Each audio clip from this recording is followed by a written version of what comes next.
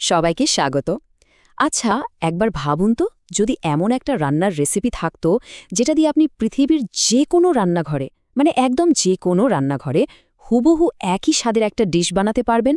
দারুণ হতো, তাই না? আজকে আমরা প্রোগ্রামিং ওয়ার্ল্ডের ঠিক এমনই একটা ইউনিভার্সাল রেসিপি নিয়ে কথা বলবো, যার নাম হলো জাভা। চলুন একটা ছোট্ট ধাঁধা দিয়ে শুরু করা যাক। এই ধাঁধাটা সফটওয়্যার ডেভেলপারদের বহু বছর ধরে ভাবিয়েছে।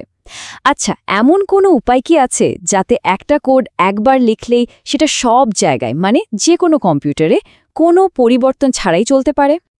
আর এই যে ধাঁধাটা, এর উত্তর কিন্তু একটা ল্যাঙ্গুয়েজের মধ্যেই লুকিয়ে আছে। একটা এমন ল্যাঙ্গুয়েজ যেটাকে বানানোই হয়েছে একটা ইউনিভার্সাল রেসিপি হওয়ার জন্য। আর আপনারা নিশ্চয়ই এতক্ষণে বুঝে গেছেন সেই ল্যাঙ্গুয়েজটা হলো জাভা। জাভার মূল দর্শনটাই হলো রাইট ওয়ান্স, রান এনিওয়্যার, মানে একবার কোড লিখুন আর তারপর সেটা যে কোনো জায়গায় চালান।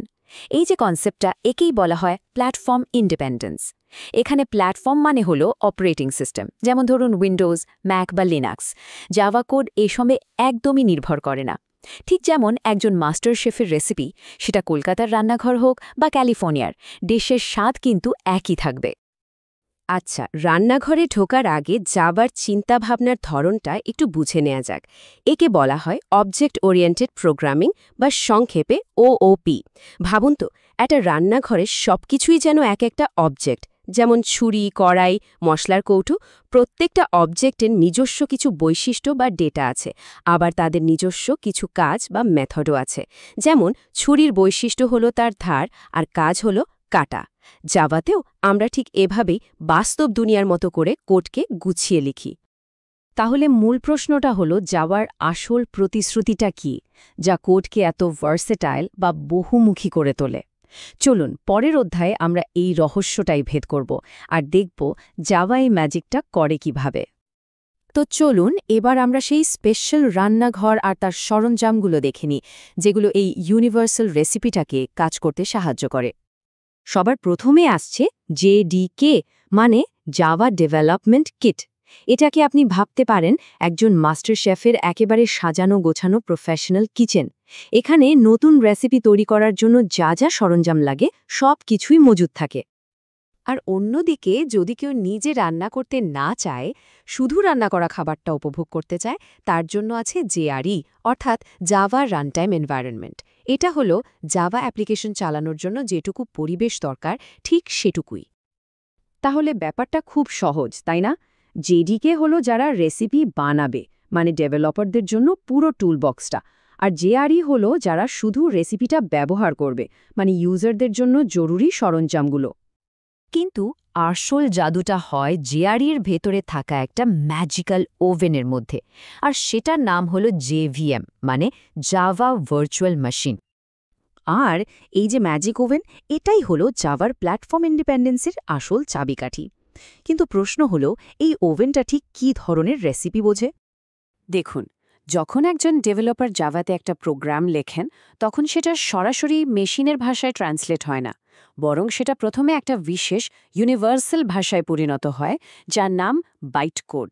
আর এই বাইট কোড একমাত্র সেই জাদুকরী ওভেন, মানে আমাদের জেভিএমই বুঝতে পারে। এই তিনটের পার্থক্য মনে রাখার একটা খুব সহজ উপায় আছে। শুধু মনে রাখুন, জেডিকে গড়ে, জেআরই চালায়, আর জেভিএম বোঝে। ব্যাস, আর কিছুই না। তাহলে এক মুহূর্ত ভাবুন তো, জাভা কোডকে যে কোনো অপারেটিং সিস্টেমে চালানোর জন্য সবচেয়ে গুরুত্বপূর্ণ উপাদান, মানে সেই ম্যাজিক ওভেনের ভূমিকাটা কে পালন করে? চলুন, অনেক তো থিওরি হলো, এবার আমরা দেখব কিভাবে এই সব কিছু মিলিয়ে আমাদের প্রথম একদম সহজ একটা প্রোগ্রাম তৈরি হয়। আর এই হলো সেই ক্লাসিক হ্যালো ওয়ার্ল্ড প্রোগ্রাম। যে কোনো নতুন প্রোগ্রামিং ল্যাঙ্গুয়েজ শেখার এটাই কিন্তু ঐতিহ্যবাহী প্রথম ধাপ। চলুন এই কোডটাকে একটা রেসিপির মতো করে একটু ভেঙে দেখি। পাবলিক ক্লাস হ্যালো ওয়ার্ল্ড, এটা হলো আমাদের রেসিপির নাম। পাবলিক স্ট্যাটিক ভয়েড মেইন, এটা হলো রান্না শুরু করার মূল নির্দেশ। আর system.out.println, এটা হলো আমাদের তৈরি করা ডিশটা সবাইকে সার্ভ করার কাজ। বেশ, এবার চলুন প্রত্যেক জাভা শেফের জন্য প্রয়োজনীয় কিছু বেসিক উপকরণ আর সরঞ্জাম সম্পর্কে একটু জেনে নিই। যে কোনো রান্নার জন্য যেমন কিছু মৌলিক উপকরণ লাগে, ধরুন চিনি, নুন, ময়দা, ঠিক তেমনি জাভাতেও ডেটার কিছু মৌলিক ধরন আছে। এগুলোকে বলা হয় প্রিমিটিভ ডেটা টাইপস। যেমন পূর্ণ সংখ্যার জন্য আছে ইন্ট, দশমিক সংখ্যার জন্য ডাবল, বা কোনো কিছু হ্যাঁ কি না বোঝানোর জন্য আছে বুলিয়ান।